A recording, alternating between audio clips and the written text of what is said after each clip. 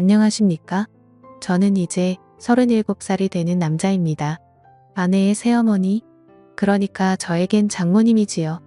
제가 잘못된 선택을 한 것을 알고 있습니다. 저만 믿고 사는 아내한테는 정말 몹쓸 짓을 한 것 같은 기분이 드네요. 제가 어렸을 적 온 가족이 캐나다로 이민을 가게 되었습니다. 집안 사정 때문에 가게 된 것이니 자랑할 만한 일은 아니겠네요. 아무튼 교민이 많이 없는 곳이다 보니 지역까지 상세히 이야기하면 제가 누구인지 알만한 분들도 있을 것 같아서 혹시 몰라 지역은 비밀로 하겠습니다. 캐나다 북쪽 어디쯤이고 교민 수는 그렇게 많지 않으며 눈이 아주 많이 오는 곳입니다. 개인적인 상황이라 딱히 말씀드릴 필요까지 있는가 싶지만 이민 후 생활은 딱히 좋을 건 없었습니다. 아무래도 한국에서 고생을 한 게 있었기 때문일까 어머니는 이민 생활 시작 후 다른 사람을 만나 눈이 맞아서 야반도주를 했습니다. 아직까지 연락 한 통 되지 않고요. 아버지 또한 이렇게 살아서 뭐 하겠냐며 이민 생활에 적응을 못하시고 저를 두고 혼자서 다시 한국으로 들어가 버렸고요.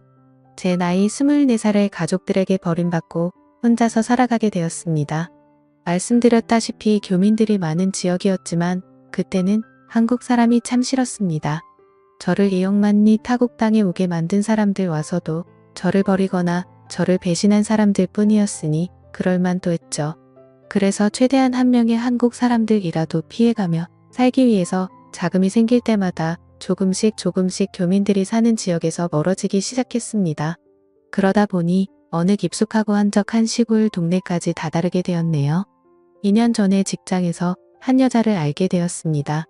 그녀는 제가 저 스스로를 고립시키게 만든 한국 사람이었습니다. 제가 싫다고 느꼈던 감정은 10년이 가까운 세월이 지나고 나니 변해 있었습니다. 아니 외로움과 그리움을 많이 느꼈던 걸까요?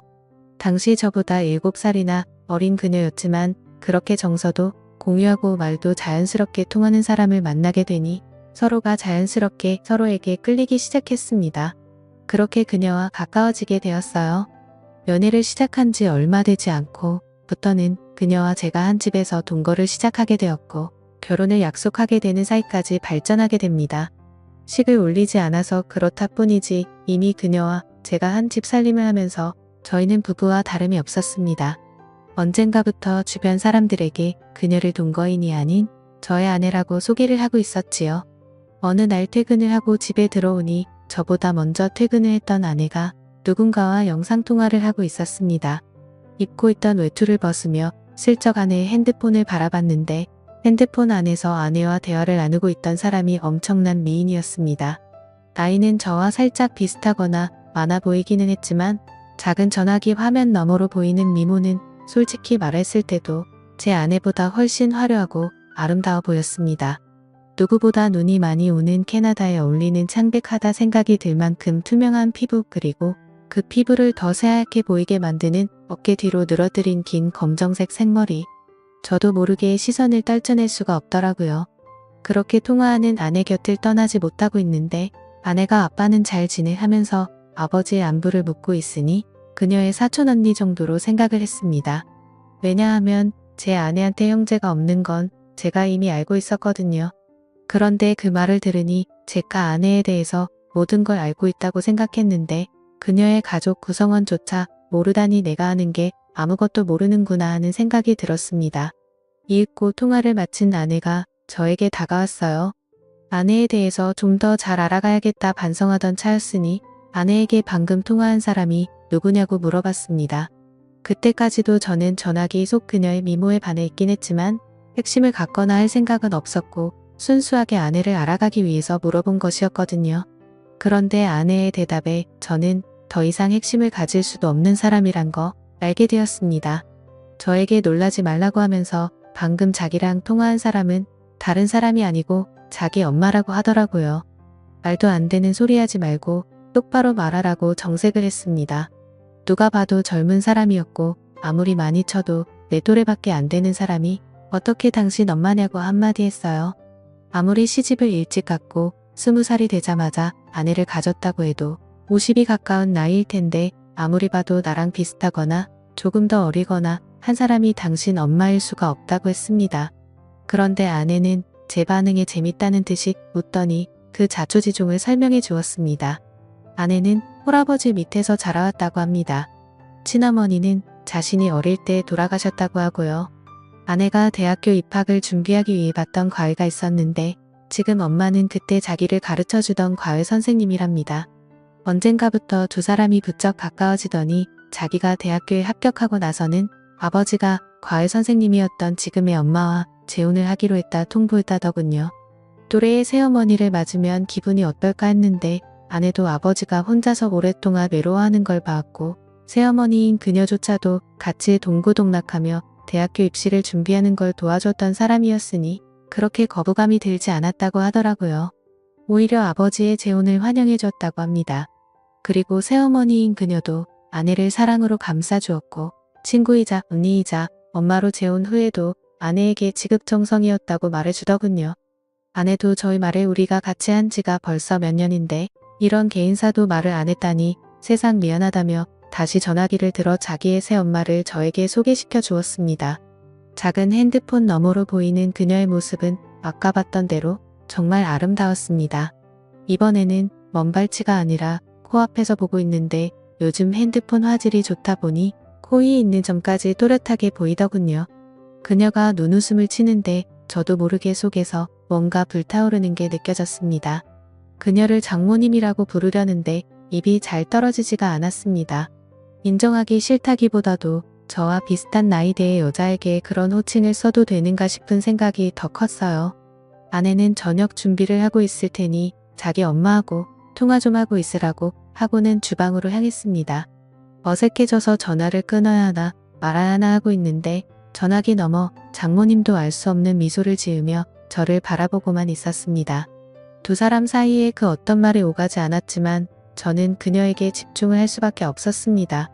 그녀의 앙담은 입술과 지을 듯 말 듯 티도 안 나게 미소 짓고 있는 모습과 그 눈빛에 저도 모르게 그녀에게 거역을 할 수 없겠다는 생각을 했기 때문입니다. 정말 두 사람 사이에 서로 말 한마디 오가지 않았지만 어색함에 조금 불편함을 느끼던 차였습니다. 아내가 저녁 준비가 끝났다고 이제 그만 전화를 끊고 오라고 하더군요. 식사 때문에 정중하게 이만 전화를 끊겠다고 말하는데 그녀가 저를 불러 세우며 저희 개인 연락처를 물었습니다.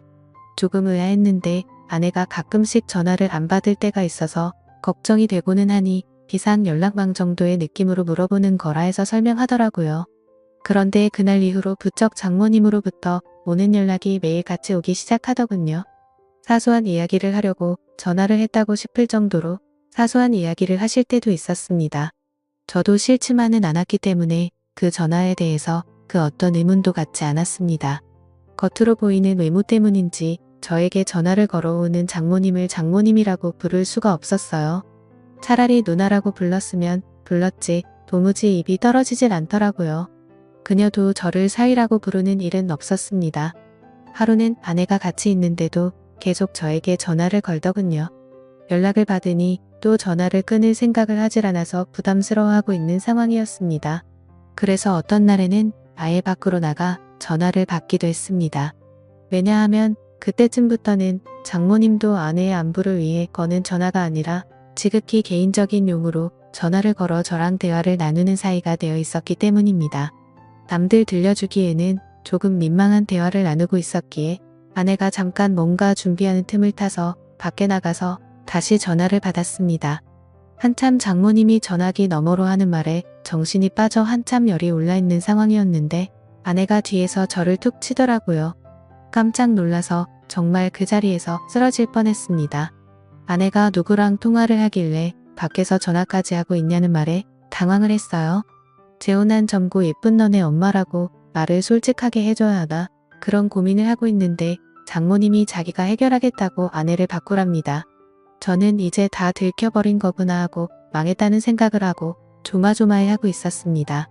전화를 넘겨받은 아내도 처음에는 조금 심각한 표정이었는데 전화를 받고 얼마 지나지 않아서 얼굴이 활짝 피더라고요.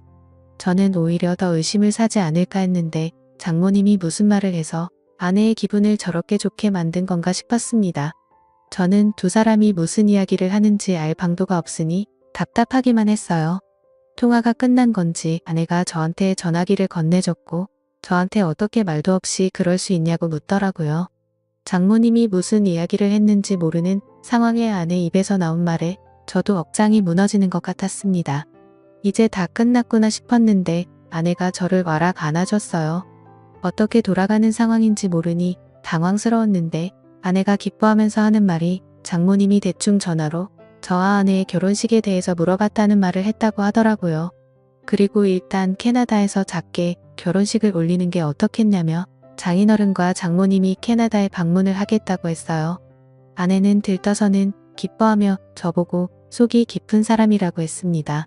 제가 아내가 친엄마처럼 여기던 사람과 전화로 뭘 했는지도 모르고 그렇게 기뻐하는 모습을 보니 미안해까지 했어요. 아내는 캐나다에 살면서 젊은 시절에 웨딩드레스 입는 건 포기하고 있었는데 정말 고맙다며 엄청 감동한 눈치였습니다. 왜냐하면 제가 군입대 때문에 다시 한국으로 들어가기 조금 어려운 상황이라 한국에 들어갈 방법이 따로 없어서 가지고요. 아무튼 그렇게 갑작스럽게 결혼식을 준비하게 되었고 몇 달 지나지 않아서 장모님과 장인어른이 비행기를 타고 이 지역으로 도착하게 되었습니다. 아내는 오랜만에 가족들을 만난다는 생각에 기분이 한층 업되었고요. 저는 하지만 속으로 오만 가지 생각이 들었습니다. 장모님이 또 어떤 돌발 행동을 해올지 몰랐으니까요. 공항에서 실물로 처음 만난 장모님은 손바닥만한 전화기 화면 속에서 보던 것보다 훨씬 아름다웠습니다. 키도 크고 화장이 진하긴 하지만 그만큼 더 새하얀 피부가 강조되었어요. 제가 좋아했던 검은색 머리는 파마를 해서 두꺼운 웨이브를 지게 만들었더라고요. 하지만 도무지 10시간이 넘는 장거리 비행을 하고 도착한 사람이라고는 생각이 들지 않을 정도로 장모님은 아름다웠습니다. 아내가 아무리 장모님을 언니이자 엄마로 생각한다고 한들 친아버지인 장인어른 만큼은 아니었나 봐요. 공항에서부터 계속 아내는 아버지 옆에 달라붙어 떨어질 생각을 하지 않았습니다. 덕분에 어디를 가더라도 어디를 걷더라도 제 옆에는 항상 장모님이 같이 있었고 그만큼 저는 장모님과 또 시간을 보내게 되었어요. 두 사람이 못 듣는다는 걸 확신하는 자리에서는 장모님이 저를 실제로 보니 어떻게 해주고 어떻게 해버리고 싶다 뭐 이런 식으로 짓궂은 농담을 하는데 정말 저도 부끄러워서 고개가 들어지지 않더라고요. 두 사람은 2달이라는 꽤나 긴 장기 일정으로 놀러 오게 되었습니다. 그동안의 결혼식 준비며 본식도 올리고 있는 만큼 여기 구경도 하다가 가려던 계획이었던 것 같아요. 처음 2주는 시차 적응 때문에 아무것도 못하더라고요. 새벽 출근이 있어서 일찍 일어나서 보면 1층 거실에서 창밖을 바라보고 있는 장모님을 매번 마주치게 되었습니다. 물론 집안에 모두가 있었기 때문에 저도 그만큼 조심조심해야 했어요. 장모님도 그걸 아는지 살짝 다가와 제 손을 잡는 건 말고는 아무것도 하지 않았습니다. 그리고 두 사람이 시차 적응이 완전히 끝난 첫 주말이었습니다. 밖에 대설주의보가 내려와 있는데도 아내는 가족들과 나들이를 가고 싶다고 하더라고요. 장모님은 몸 상태가 조금 안 좋다고 해서 집에 쉬게 되었고 저는 아내와 장인어른을 따라 밖에 나오게 되었습니다. 차로 한 20분쯤 이동했을 때 장모님한테서 아내에게 전화가 왔어요. 눈도 많이 온다고 하고 혼자 있는 게 조금 무서워서 그런데 그냥 오늘 나가지 않으면 안 되냐고요. 아내가 아쉬워하는 분위기였지만 하는 수 없이 차를 돌려서 돌아오기로 정하려고 하던 찰나였습니다. 아내가 집에다가 저를 내려줄 테니 저라도 집에 있어달라고 하더라고요. 아버지랑 꼭 나가고 싶다고 하면서요.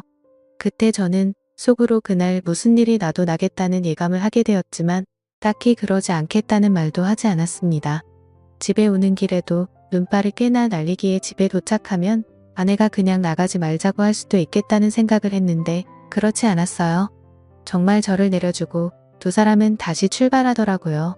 솔직히 마음속에는 제가 집에 들어가면 큰 일이 나겠다는 생각이 들어서 갈까 말까 많이 망설였습니다. 그런데 눈이 너무 내려서 결국 집으로 들어갈 수밖에 없었어요. 집 안에 들어가니 장모님은 거실 소파에 누워서 잠에 들어 있었습니다. 잠자는 모습이 참 아름답더라고요. 그래도 이렇게 주무시고 계시니 다행이다라는 생각이 들었습니다. 이불을 꺼내와 자고 있는 그녀 위로 덮어주었고 소파에서 잠든 그녀를 뒤로하고 저도 방에 들어가서 잠을 청했습니다.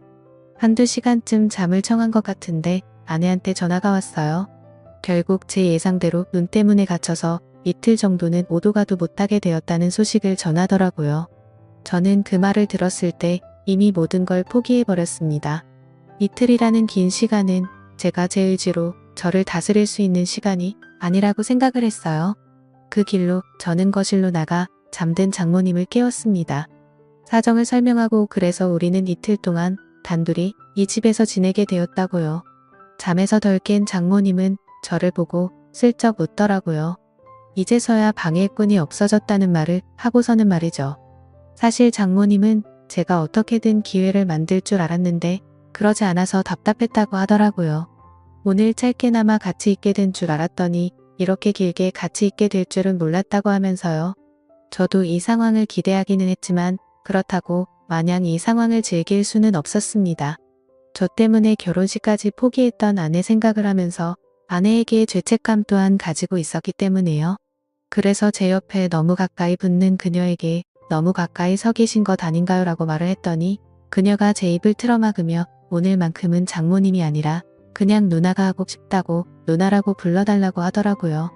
그날 장인어른이 집에 들어온 건 예상했던 이틀보다 빠른 다음 날이었습니다. 문이 열리는 소리에 정말 쏜살같이 재빠르게 제 방으로 뛰어서 도망을 가버렸죠. 장인어른이나 아내는 당연히 장모님과 저 사이에 그런 일이 있었을 거라고 생각하지는 않은 눈치였습니다. 두 사람 다 그냥 눈이 얼마나 왔는지만 이야기하지 저와 장모님이 둘이서 집에서 뭐 했는지는 관심도 없었으니까요. 장모님은 그날 저를 따로 불러내서 또 폭설이 오지 않는다면 어제의 일은 가족들을 위해 우리만 간직하자고 말을 해왔습니다. 그렇게 정말 거짓말같이 더 이상 눈은 내리지 않았고 예정대로 집 근처에 있는 성당에서 두 분의 축하 속에 아내와 저는 결혼식을 올렸지요. 저는 아내에게 비밀을 간직한 채 결혼 생활을 이어가고 있습니다. 장모님은 귀국한 날 이후로 저에게 개인적으로 연락하는 일이 많이 줄어든 상태입니다. 한 번은 장모님과 영상통화를 하고 있을 때 제가 귀국 얘기라도 하면 장모님이 우리 사이가 보고 싶다면서 자기는 캐나다에서 눈이 많이 오던 그날이 아직도 기억이 난다고 하십니다. 저는 그때마다 등줄기에 식은 땀이 흘러내리기는 하지만 아내는 정말 그때 눈만이 왔다며 맞장구만 쳐주고 있고요. 아내에게 이런 걸 숨긴 채 제가 과연 행복한 결혼 생활을 이어갈 수 있을지는 잘 모르겠습니다. 저도 가끔씩 장모님이 보고 싶을 때가 있거든요. 그래도 이겨내고 한번 살아보려고 합니다. 감사합니다.